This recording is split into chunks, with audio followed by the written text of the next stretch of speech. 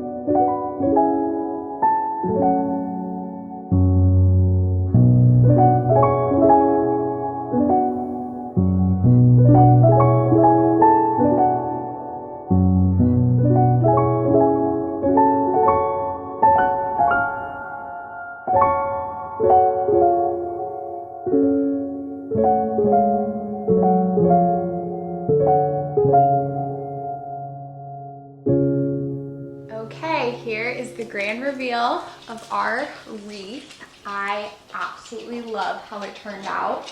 It is incredibly whimsical, colorful, just very organic looking, but also ethereal. That's the perfect word for it. Very ethereal. I also wasn't sure about the mushrooms because they are more of a stark red compared to the more soft colors that we have going with the florals, but I think they're a really, really cute touch in addition. And to secure everything, it's honestly not the most secure, but since it's kind of set back on our porch, on our door, it should be protected from the wind for the most part, and the other wreaths have done just fine. But basically, I have floral wire that I used for the moss to just secure it a bit. Here it is. And then for everything else, I sort of just nestled it in between the grapevine as well as the floral wire and just sort of tucked everything away and secured it as best as I could. I could add some more floral wire, but that just sort of pushes it down. And I love how we have little sprigs situated more upright and again, just giving us that whimsical look. So very, very pleased with it. Let's go hang it up on the door.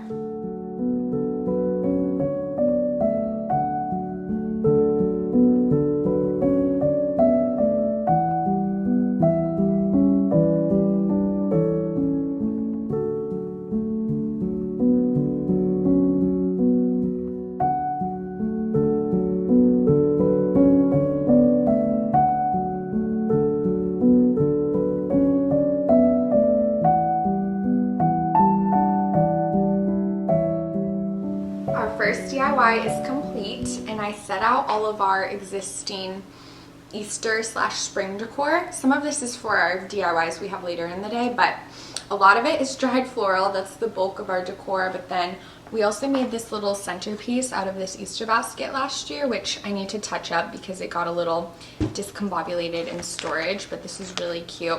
I don't know if I'll put it out as a centerpiece quite yet, but we'll have it ready for when Easter rolls around. Then we also have this kitchen towel, this is for our candle making later, some dried florals, bowls, our books we checked out from the library, Palmer's Easter basket, and some other tidbits and bits and bobs. So we'll go ahead and start putting all the obvious pieces away and go from there.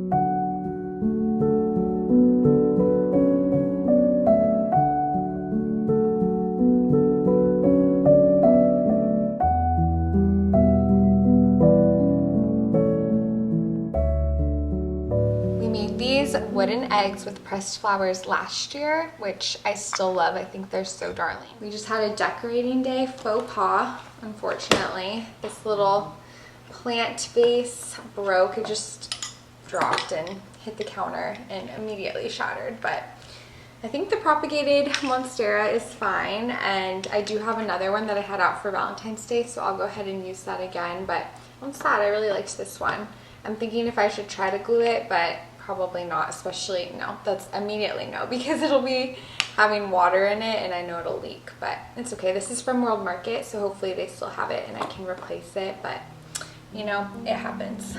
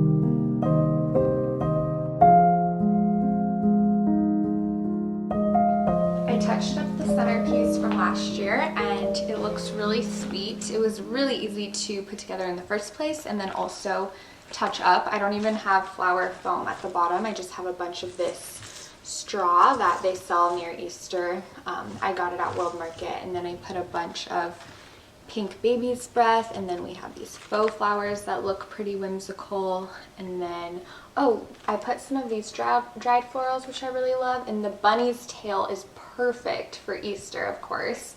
And last year, I just remembered, I put a few of these wooden eggs. We did the pressed flower ones, but I just took some of the plain ones and I put them in the centerpiece as well, and I thought that was pretty cute. So maybe I'll just tuck a couple like that. Very cute. And I'm gonna go ahead and clear this table and go tossle the tablecloth outside because it just has a bunch of the dried floral all around, because this was a craft station and we have a lot of dried floral left over, so we'll probably continue to use it for the season just for different arrangements and DIYs. And I've said this before, but I always love to use it for hosting, because if you're throwing a baby shower, bridal shower, having dried floral on hand is so helpful, so you can kind of supplement the fresh flowers with some dried flowers and use them over and over again. So clearly I'm a big dried floral fan, but like I said, I'm going to go ahead and clear this and get all of the remnants of the dried floral off, and then we'll reset the table.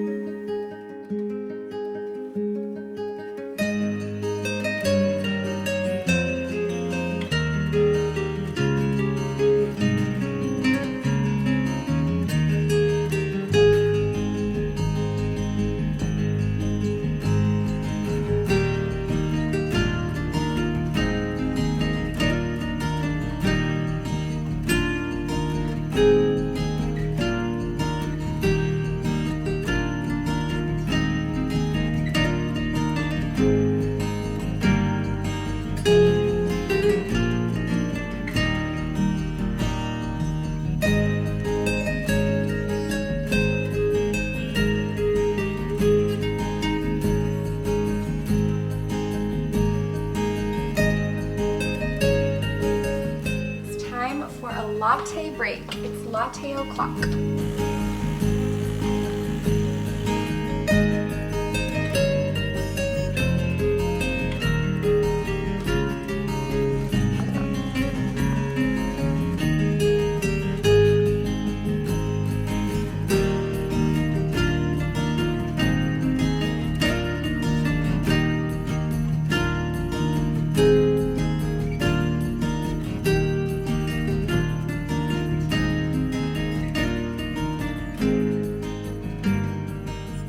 Now moving on to our next DIY, which is painted taper candles.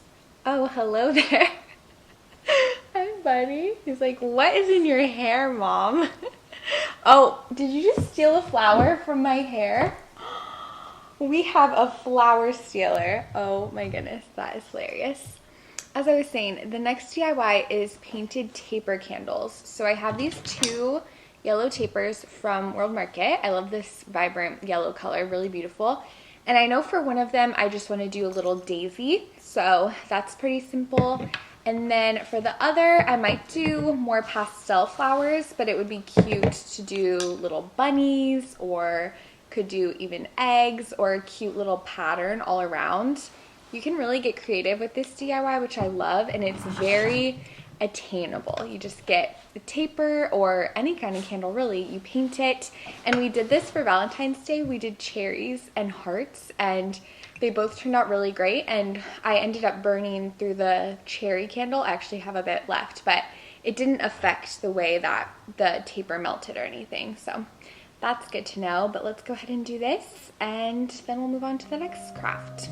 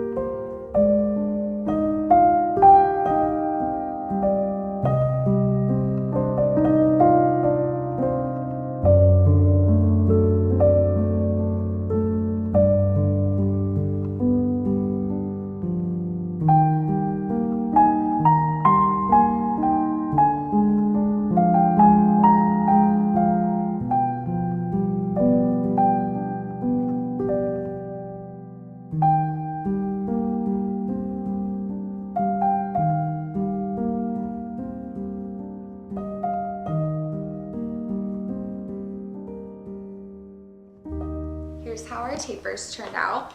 They're pretty cute. I could have done a better job, but they're cute. I'm definitely not an artist when it comes to painting as much, but I like this big flower one, and then I just did little smaller flowers on this one.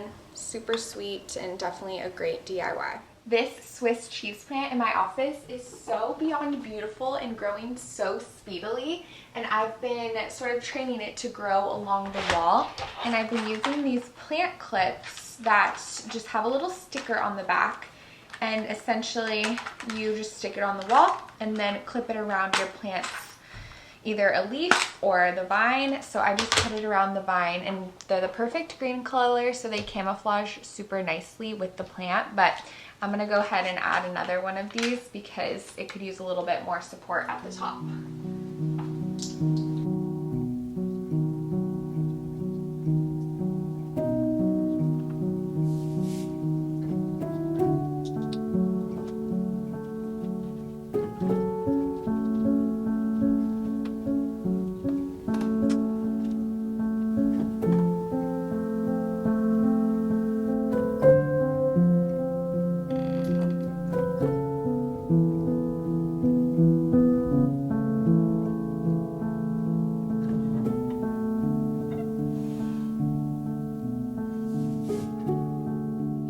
For our next DIY, we're gonna make paper mache floral lanterns. This is probably what I'm most excited about. Actually, the wreath was what I was most excited about, but this is my second most excited craft because it just sounds so dreamy. And the idea of being out in the garden with these lanterns, oh, that is just a vision. So basically for this, I saw this DIY on Instagram, and one of you actually sent it to me suggesting that I make it, and I instantly fell in love. I'll go ahead and put the creator of the tutorial and everything in the description and right here so that you can check out her tutorial, because it's super visual, comprehensive, and from what I understand, all you really need for this is a balloon, some dried floral, tissue paper, and then she made her own glue, but I already have Mod Podge, so hopefully, or Mod Podge, but hopefully that'll work okay.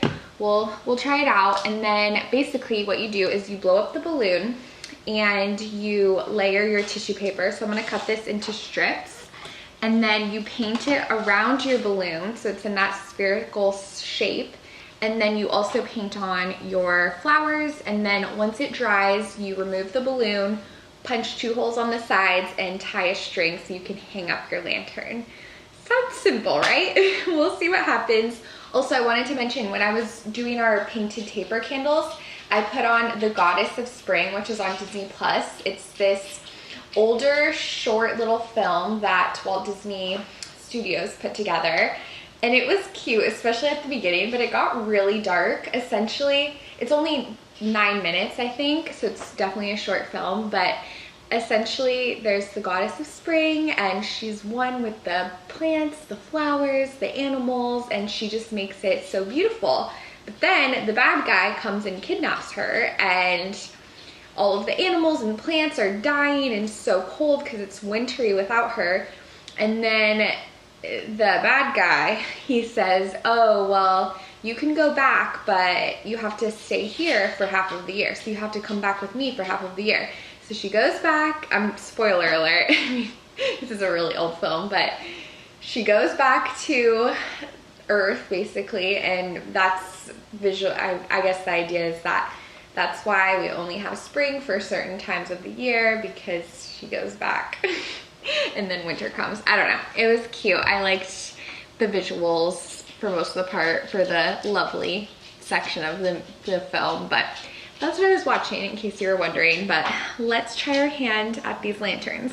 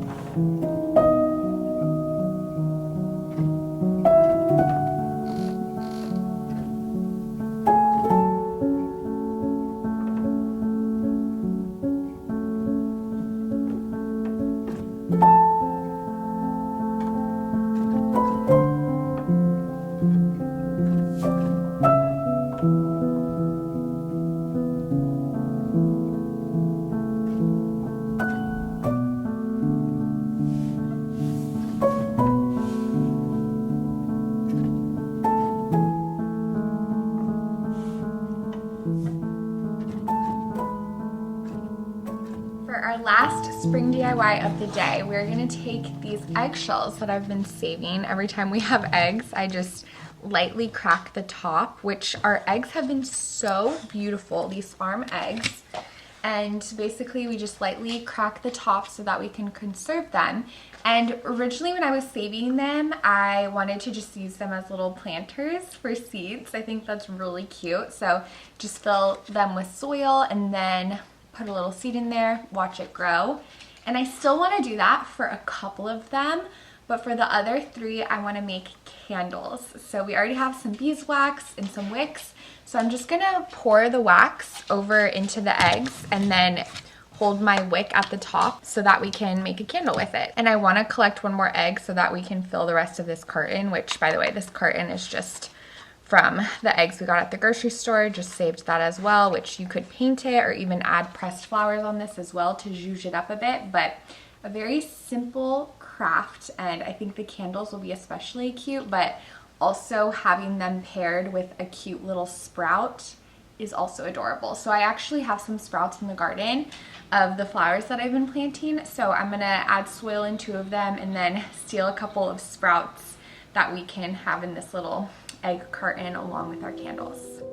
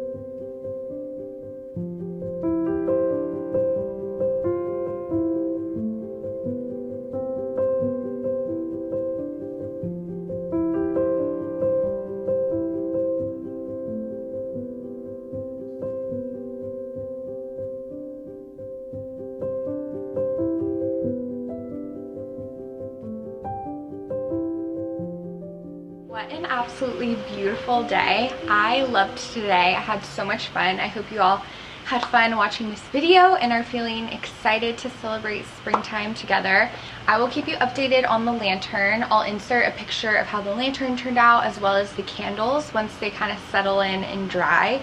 But I'm really hoping this lantern comes to life because I have this daydream of making a ton of them and then having a garden spring themed dinner party soon. So hopefully that'll work out. But thank you all so much for watching. I really hope you are feeling well and feeling refreshed and hopeful for this upcoming spring season. But I'm so thankful for you and cannot wait to see you next. Bye.